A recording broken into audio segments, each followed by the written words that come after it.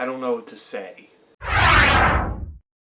So, with the Pretty Reckless, I've been a fan, but not necessarily a huge fan, because I don't really find their albums too enjoyable. Like, they're good, but I've never been, like, blown away. And here we are with their next release, Death by Rock and Roll, which has been obviously teased for months, and it's finally here. And boy, it was something, I'll give it that. There was only 2 songs I did find myself to dislike, and that's Got So High and the little interlude Broomsticks, although it does go into Witches Burn very well, and Broomsticks does kind of have like that Halloween type song. It's different, it's weird, it's 39 seconds, but in the end it's just like, meh, it's there. I don't necessarily think you could have left it out, but again, you could have just combined it with Witches Burn, and I think we would have been fine. Okay tracks, the title track was very okay to me. It was nothing very, like, it didn't blow me away when I heard it, and especially as the first single and also the first song on the album, it's just kind of like, okay, yeah, it's there.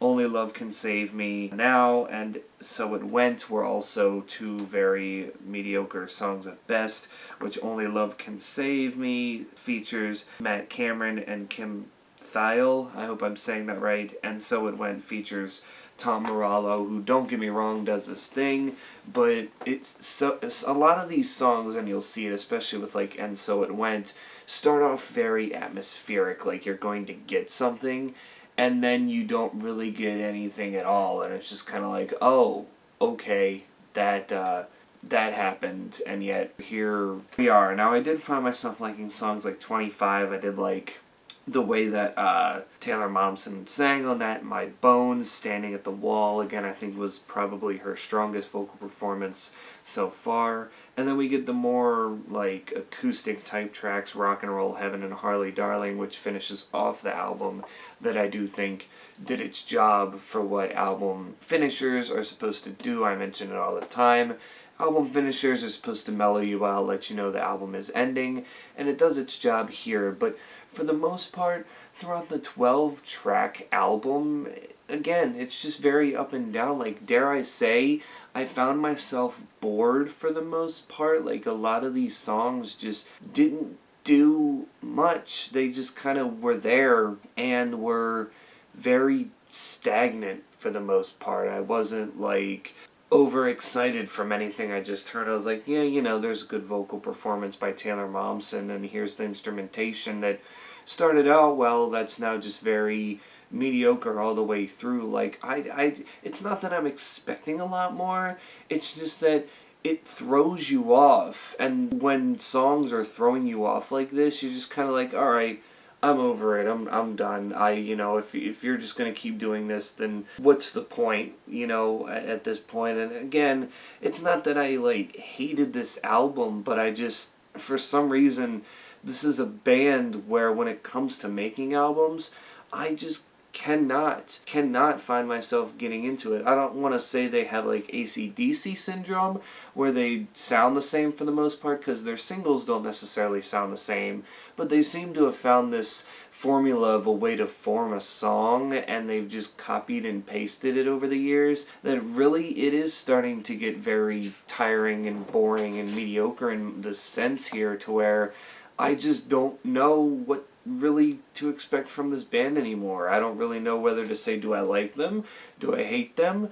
I don't know. My relationship with them over the years has just been so up and down, up and down, up and down, that it's like, I know that Cindy Lou Who can do her thing, but Jesus Christ, I cannot keep getting just these songs that start atmospheric and then it's just like tailed out, like just straight line throughout. It's like I can't do it. It's not that I want the songs to be all over the place, but I at least want some more intensity, or at least feel like there's more intensity than what's here. It just very, very underwhelming overall. I think I have to give this a 5 out of 10.